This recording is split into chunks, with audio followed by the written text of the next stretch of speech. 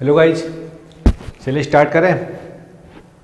हाँ, तो second law of thermodynamics के सारे क्वेश्चंस कराऊंगा जो प्रीवियस ईयर्स में आए हुए हैं गेट में। ठीक है, आगे की सारी वीडियो में सेकंड लॉ ऑफ थर्मोडायनेमिक्स के प्रीवियस ईयर्स में आए हुए गेट के क्वेश्चन मिलेंगे।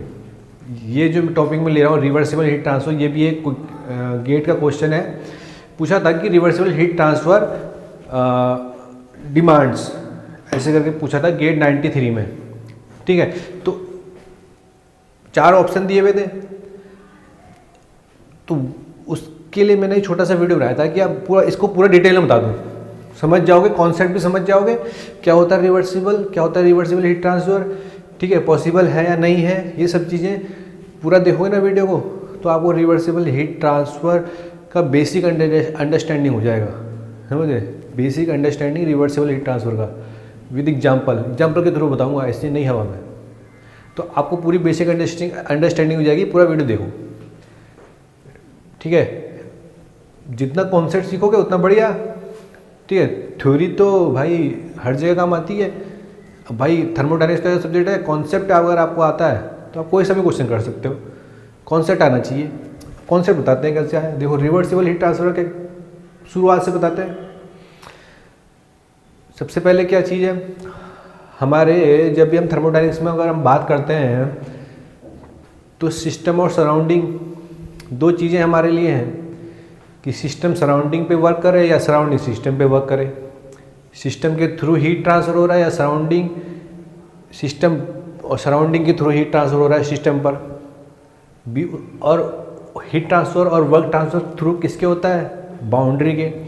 कि जो सारा खेल है वो बाउंड्री पर खेल है कि अगर बाउंड्री से पार जाएगा तभी कुछ ना कुछ हमारा काम होगा, तभी कुछ हमें फ़ायदा मिलेगा। बाउंड्री के पार ही जाना चाहिए, या तो इस तरह से जाए या इस तरफ से जाए। मतलब कि या तो सिस्टम के थ्रू सराउंडिंग पे बाउंड्री के थ्रू वर्क ट्रांसफ़र हो रहा है, या सिस्टम के थ्रू सिस्टम के द्वारा बाउंड्री के थ्रू सिस्टम के द्वारा बाउंड्री के थ्रू हीट ट्रांसफ़र हो रहा है, या सराउंडिंग के द्वारा बाउंड्री के थ्रू सिस्टम पे वर्क ट्रांसफ़र हो रहा है, सराउंडिंग के द्वारा बाउंड्री के थ्रू सिस्टम पर हीट ट्रांसफ़र हो रहा है। सारा का खेल बाउंड्री का उसी के थ्रू होता है भाई। समझे, सिस्टम, सराउंडिंग और हमारी बाउंड्री। तो भाई जब हमें कुछ फाइंडिंग करना होता है, मेरे को कुछ निकालना है, मेरे को कुछ वर्क आउटपुट निकालना है, कोई हीट ट्रांसफर निकालना है, कुछ भी निकालना है कि कितना हो रखा है, कितना करना है, तो मैं तो भाई उसी हिसाब से अपना सिस्टम बना लेता हूँ। मतलब जिस पार्ट को मुझे एनालिसिस करना है वो मेरा सिस्टम हो गया। विंटर सीजन चल रहा है भाई, मेरे ज़्यादातर घरों में क्या होता है कि सुबह सुबह गर्म पानी करते हैं, बाल्टी में भर के रॉड लगाते हैं। लगाते हो भाई, आजकल बहुत ठंड हो रही है, गर्म पानी से नहाते हैं सब, समझ गए। तो क्या करा, बाल्टी रखी, बाल्टी में पानी डाला। अब मुझे भाई उसको एनर्जी देनी है, तभी तो हीट होगा, पावर देनी है कुछ ना कुछ, तभी तो भाई उसको तभी तो हीट होगा। अब मुझे अगर ये फाइंड करना हो तो कि मुझे उसे कितनी एनर्जी दूँ बाल्टी को कि मेरा बाल्टी इतना गर्म हो जाए, ठीक है, कितना हीट, तो मुझे यहाँ पर क्या फाइंडिंग करना है कि मुझे कितना पावर देना है। तो मैं यहाँ पर सिस्टम क्या बनाऊँगा, यहाँ सिस्टम में मानूंगा अपनी बाल्टी, क्योंकि पावर थ्रू आ रही है, रॉड डालते हैं थ्रू वायर। तो बाल्टी के जो बाहर है वो सब सराउंडिंग है, और बाल्टी हमारी सिस्टम है, और उसके बीच में बाउंड्री के बाहर सराउंडिंग। तो पावर किसके थ्रू क्रॉस हो रहा है, बाउंड्री के थ्रू। तो वर्क किसके थ्रू हो रहा है, बाउंड्री के, तब मैं फाइंडिंग कर पाऊंगा। अगर मैं जिस कमरे में बाल्टी रखी है और जिस कमरे में पावर ट्रांसमिट हो रहा है, रॉड रखी है, उस पूरे कमरे को ही मैं सिस्टम मान लूँ, तो कहाँ से मैं फाइंड कर पाऊंगा कितना पावर ट्रांसमिट हो रहा है बाल्टी। क्योंकि सिस्टम तो मैंने पूरा कमरा मान लिया, और कमरे के अंदर ये सारा सामान रखा हुआ है, बाल्टी, रॉड, पावर, सब कुछ तो अंदर रखा हुआ है। तो कहाँ से पावर ट्रांसफर, कहाँ से वर्क ट्रांसफ़र होगा बाउंड्री के थ्रू। तो जो भी चीज़ का एनालिसिस करना होता है आपको, उसको आपको सिस्टम बनाना होता है कि आपको उससे क्या फाइंडिंग करनी है। अगर आपको हीट ट्रांसफ़र फाइंडिंग करना है तो उस हिसाब से वो फाइंडिंग करो, आपको कुछ और फाइंडिंग करना है कुछ और, तो उस हिसाब से अपना सिस्टम और सराउंडिंग बनाया जाता है। तो ये बात होगी सिस्टम सराउंडिंग की। अब रिवर्सिबल प्रोसेस की भी बात करते हैं। हाँ, आवाज़ भी चेक कर लें, आवाज़ हाँ सही है। तो रिवर्सिबल प्रोसेस की बात करते हैं। देखो रिवर्सिबल प्रोसेस क्या होता है, एक तो ये बताओ, बहुत बार पढ़ रखा होगा।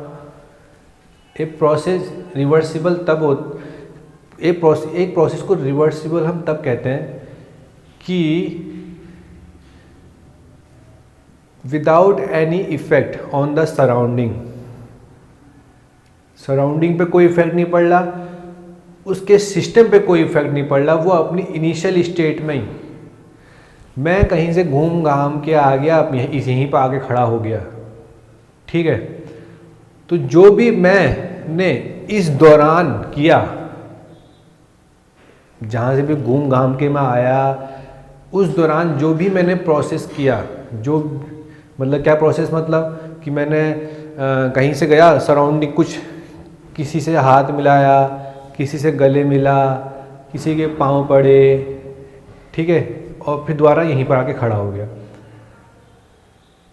समझे। शुरुआत में कहीं से गया, मतलब किसी के हाथ मिलाए, किसी के गले पड़े और किसी के पाँव पड़े, और एक दूसरी पोजीशन पे जाके पहुंच गया। अगर फिर मुझे उसी प्रोसेस के थ्रू आना पड़ेगा रिवर्सिबल होने के लिए, मतलब कि जहाँ मैंने गले पड़ा उसी गले पड़ना पड़ेगा, वहीं हाथ मिलाना पड़ेगा, वहीं पैर पड़ने पड़ेंगे, तब मैं यहाँ आऊँगा अपनी इनिशियल पोजीशन पे। तो वही प्रोसेस मुझे दोबारा दोहराना पड़ेगा जो मैं यहाँ से होते हुए गया, और उसी प्रोसेस के थ्रू मुझे आना पड़ेगा, तो वो होगा रिवर्सिबल प्रोसेस, ठीक है। मैं गया, किसी के मैंने गले पड़े एक पोजीशन पे जाके, फिर दूसरी जगह पोजीशन जाके हाथ पैर पड़े, फिर हाथ मिलाया, एक लोकेशन पे पहुंच गया, ये तो एक पाथ हो गया। और उसी पाथ के थ्रू, मतलब जहाँ मैंने पैर पड़े, गले पड़ा, हाथ बढ़े, हाथ मिलाया, उसी तरीके से आऊँगा, तब मेरा रिवर्सिबल प्रोसेस। वरना कहीं भी मैंने कोई भी अगर करना छोड़ दिया, कहीं गले पड़ना छोड़ दिया, तो मेरा प्रोसेस रिवर्सिबल नहीं होगा, इरिवर्सिबल प्रोसेस। मतलब कि सिस्टम और सराउंडिंग पे कोई इफ़ेक्ट नहीं पड़ना चाहिए जब वो इनिशियल से फाइनल स्टेट में पहुंचता है, और फाइनल से दोबारा अपनी इनिशियल स्टेट में आता है। तो वो जो प्रोसेस के थ्रू वो फाइनल स्टेट में गया, उसी प्रोसेस के थ्रू इनिशियल स्टेट में आया, without any effect on surrounding and system, ठीक है। तो ये हो गया रिवर्सिबल प्रोसेस, समझे। अगर मैं इसकी डेफिनेशन जो हम कहते हैं, क्या कहते हैं कि process that can be reversed without leaving any trace on the surrounding, मतलब वही चीज़ है। मतलब कि both the system and surrounding are return to their initial state, क्या कहा मैंने, both the system and surrounding return to their initial states at the end of the process without any effect, समझे। मतलब कि अगर मैंने, मतलब कि नेट हीट और net work interaction between surrounding and system is zero. Heat, ऊष्मा का आदान प्रदान, हीट का गिव एंड टेक या वर्क का गिव एंड टेक, जो भी क्या है, नेट वो जीरो हो जाएगा, समझ गए वो सरल भाषा में, ठीक है। ये रिवर्सिबल प्रोसेस। अब भाई अब अगर हम हीट ट्रांसफर की बात करें, तो हीट ट्रांसफर आपका होता है due to temperature difference. When there is a temperature difference there is a possible heat transfer, होगा नहीं होगा। हायर टेम्परेचर से लोअर, भाई हायर टेम्परेचर है, कहीं लोअर टेम्परेचर है, there is a temperature difference, तो हीट कहाँ फ्लो करेगा, हाई टेम्परेचर से लो टेम्परेचर की तरफ हीट फ्लो करता है। हीट ट्रांसफर, पूरा हीट ट्रांसफर की जो हीट ट्रांसफर है पूरा इसी प्रोसेस पर है, इसी फंडा पे है कि when there is a temperature difference there is a heat transfer, होगा नहीं होगा। Finite temperature difference. तो अब इसको एक एग्जांपल से समझाता हूँ। बर्गर सबने खाया है भाई, बर्गर ठंडा हो तो मज़ा नहीं आता, गर्म करके खाओगे तो तभी मज़ा आता है। मतलब गर्म आपने जाते होगे मैकडोनल्ड्स का बर्गर, तो भाई वो गर्म करके देता ही नहीं, ओवन में गर्म करके देता नहीं देता। तो मान लो अगर आप बैठे हो मैकडोनल्ड्स में और आप बर्गर खा रहे हो, कुछ टाइम तक आप बातचीत, किसी का फ़ोन आ गया और आप बात करने लगे, बेचारा ठंडा हो गया। क्यों ठंडा हुआ? When there is a temperature difference by surrounding. Burger को सिस्टम मान लो, बाकी सराउंडिंग। सिस्टम और सराउंडिंग के बीच में टेम्परेचर का डिफरेंस है, तो भाई हीट ट्रांसफ़र होगा। हीट ट्रांसफ़र होगा कब तक होगा? जब तक दोनों इक्विलिब्रियम पोजीशन पे ना पहुंच जाए, मतलब कि दोनों इस पोजीशन पे ना पहुंच जाए कि दोनों का टेम्परेचर सेम हो जाए और दोनों हीट का आदान प्रदान करना बंद कर दें। इस पोजीशन पे पहुंच जाएंगे भाई। कुछ टाइम पर देखा आपने, फ़ोन करने में इतने व्यस्त हो गए कि भाई बर्गर तो हमारा ठंडा क्यों लगेगा आपको? भाई सराउंडिंग से जो टेम्परेचर है उससे अगर मैच करोगे तो आपको ठंडा ही लगेगा। आपके जो बॉडी का टेम्परेचर है उससे आपको वो गर्म है, पर जितना आपका बॉडी का टेम्परेचर है उससे, तो जब आप उसको लगाओगे तो उससे तो आपको ठंडा ही लगेगा बॉडी के टेम्परेचर से, ठीक है, क्योंकि आपके वो बराबर हो गए। तो ठंडा लगेगा तो आपके यार ये तो ठंडा हो गया, because of temperature difference, heat transfer हुआ, ठंडा हो गया। अब क्या करें? ये हो गया एक प्रोसेस, हो गया, मतलब समझे, एक स्टेट पे पहुंच गया, मतलब फाइनल स्टेट मान लो। इनिशियल स्टेट क्या है? इनिशियल स्टेट वो है जब गर्मा गर्म बर्गर सीधे ओवन से निकाल के लाया आपके सामने, वो आपकी इनिशियल स्टेट है सिस्टम की, बर्गर की। सराउंडिंग क्या है? जो सराउंडिंग बर्गर के बाहर जितना है वो सब सराउंडिंग है, तो वो उसकी इनिशियल स्टेट सराउंडिंग की। सिस्टम सराउंडिंग की इनिशियल स्टेट ये हो गई। अब फाइनल स्टेट क्या है? फाइनल स्टेट बर्गर का क्या वो हुआ जब बेचारा ठंडा हो गया, वो फाइनल स्टेट। सराउंडिंग का भी फाइनल स्टेट जब वो ठंडा हो गया, क्या बर्गर, वो फाइनल स्टेट सराउंडिंग का। अब भाई हमको क्या करना है? भाई बर्गर ठंडा हो गया, हम तो चाहते हैं कि हम तो वही वाला बर्गर खाएं जो हमें गर्मा गर्म मिला था। आपने कहा कि भाई उसको दिया या गर्म करके ले आना, यार बहुत ठंडा हो गया, मज़ा नहीं आ रहा। तो उसने क्या करा? वो दोबारा गया ओवन में जाके और उसने रख दिया बर्गर, समझे? ओवन में, एक मिनट, हाँ, ओवन में जाके उसने क्या करा? दोबारा बर्गर रख दिया। उतना ही टेम्परेचर उसने मेंटेन किया जितना टेम्परेचर उसने शुरू में आपको मेंटेन करके दिया था, और वो लाके आपको रख दिया। बर्गर सिस्टम वो तो भाई अपनी इनिशियल स्टेट पे आ गया जो शुरुआत में था। अब बात है सराउंडिंग की। अब सराउंडिंग क्या भाई? जब शुरुआत में क्या था, जो बर्गर था उसने हीट ट्रांसफ़र हुआ,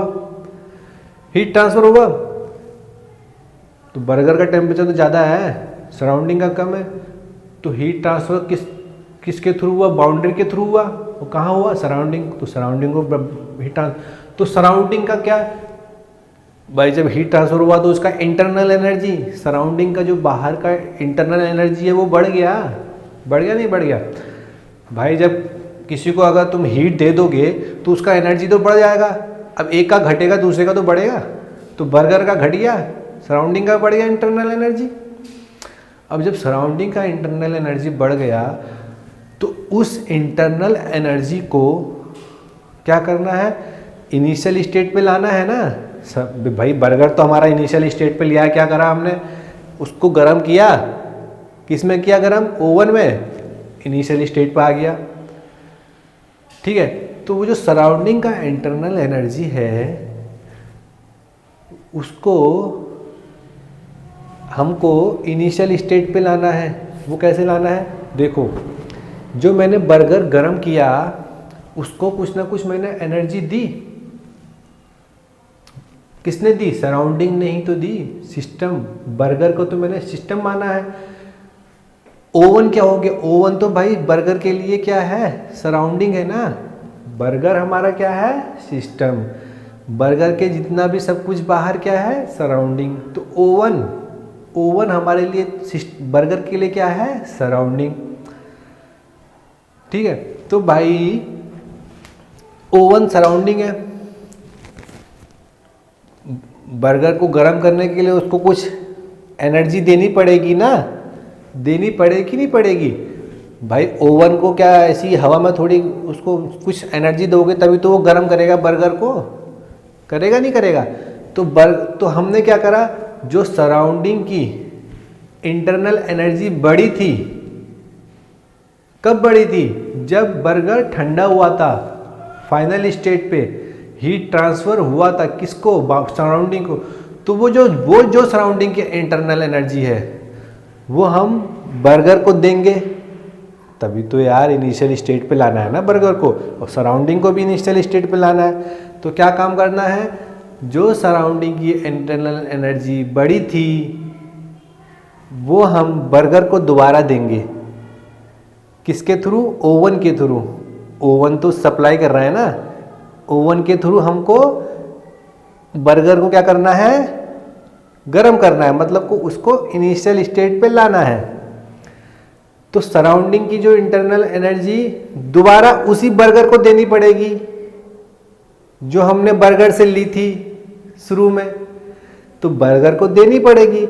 अब भाई सेकंड लॉ दोगे, अब वो तो आपने कहा तो दे दो, तो उसमें क्या है, देनी तो है ही, वो दे तो दी। हमने ओवन के थ्रू बर्गर को हीट कर दिया, मतलब सराउंडिंग ने इंटरनल एनर्जी बर्गर को दे दी, पर there is also a heat loss.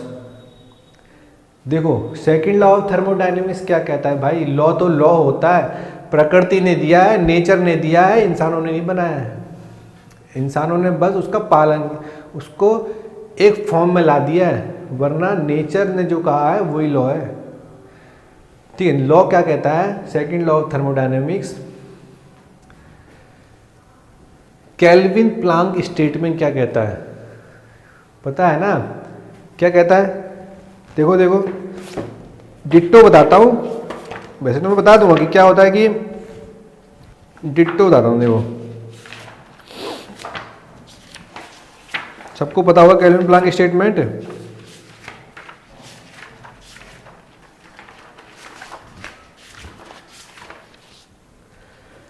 it is impossible, Kelvin Planck statement, it is impossible to develop a device operating on a cycle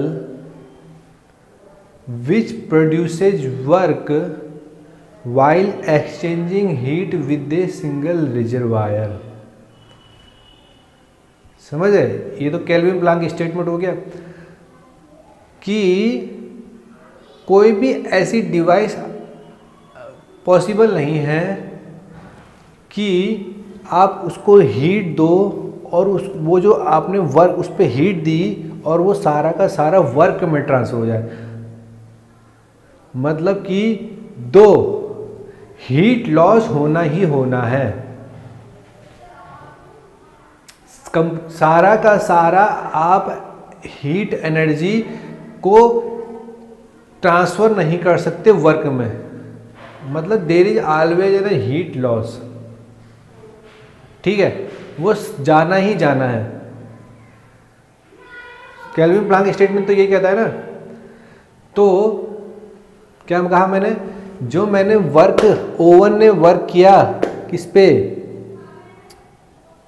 पे, तो आप सारा का सारा इंटरनल एनर्जी वर्क में ट्रांसफर नहीं कर सकते, समझे। जो सराउंडिंग की जो इंटरनल एनर्जी बढ़ी थी जब शुरुआती स्टेज में, कब, जब हीट लॉस हुआ था, कहाँ से, बर्गर से। तो बर्गर के जब हीट लॉस हुआ था, हीट ट्रांसफ़र हुआ था बर्गर में, तो वो उसने सराउंडिंग की इंटरनल एनर्जी बढ़ा दी थी। तो जो सराउंडिंग की इंटरनल एनर्जी, तो भाई इनिशियल स्टेट पे लाना है सराउंडिंग को, तो सराउंडिंग की इंटरनल एनर्जी सारी का सारा क्या करना पड़ेगा हमको, वर्क में कंप्लीट ट्रांसफ़र करना पड़ेगा ना, किसमें, बर्गर को देने में, सारी की सारी। वो हो सकती है, वो पॉसिबल नहीं है, क्योंकि ये सेकंड लॉ ऑफ थर्मोडायनेमिक्स का वॉयलेशन होगा। कि आप सारा का सारा इंटरनल एनर्जी सप्लाई नहीं कर सकते बर्गर को, उसमें कुछ ना कुछ लॉस होगा, होता ही है। ओवन में भाई, ओवन में देखते हो ना, जब आप बर्गर को डालते हो गर्म करने तो सारी की सारी सप्लाई बर्गर में थोड़ी चली जाती है, कुछ लॉस भी होता है through heat transfer loss, through heat loss, होता नहीं होता। तो यही है, तो वायलेशन होगा सेकंड लॉ ऑफ थर्मोडायनेमिक्स का, समझ गए। तो इसलिए हीट ट्रांसफ़र रिवर्सिबल कभी नहीं हो सकता, हमेशा due to finite temperature difference, हमेशा इरिवर्स। तो हमें इसलिए कहते हैं कि heat transfer is an irreversible process, not a reversible process, क्योंकि when there is a temperature difference, the finite temperature difference, there is an heat transfer, और हीट ट्रांसफ़र होगा तो आप उसको रिवर्स नहीं कर सकते। हाँ, अब तो हम रिवर्सिबल हीट ट्रांसफ़र पढ़ते क्यों हैं? देखो, दो वजह से, दो कारण हैं। एक तो क्या हुआ, हम चाहते हैं सेकंड लॉ ऑफ थर्मोडायनेमिक्स के कहा कि पॉसिबल नहीं है, पर हम चाहते हैं कि रिवर्स, हम तो ये चाहते हैं ना कि हम जितनी सप्लाई दें उतना हमारा आउटपुट निकल जाए, मैक्सिमम आउटपुट चाहते हैं, आइडियल प्रोसेस। तो हम आइडियली इसको आइडियल प्रोसेस मानते हैं रिवर्सिबल प्रोसेस को। भाई किसी से एक्चुअल प्रोसेस को किसी ना किसी से कंपेयर तो करना पड़ेगा।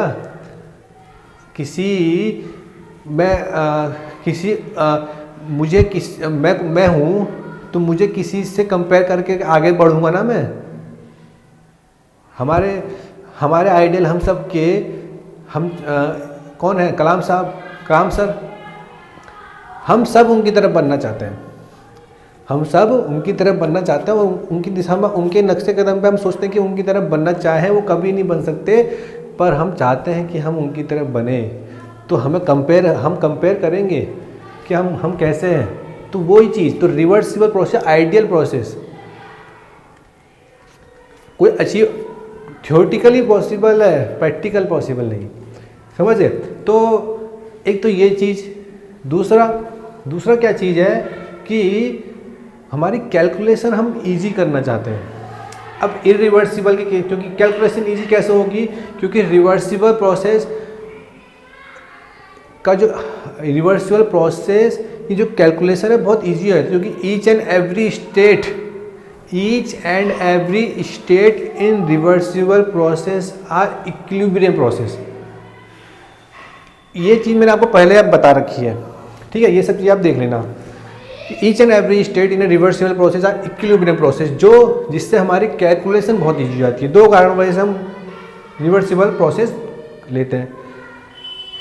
पर finite temperature difference causes heat transfer, और दिस इज और इट्स कॉल्ड इरिवर्सिबल, ठीक है। अगर आप रिवर्सिबल करना चाहते हैं, अगर आप कहें कि मुझे रिवर्सिबल कराना है, तो आप क्या करोगे?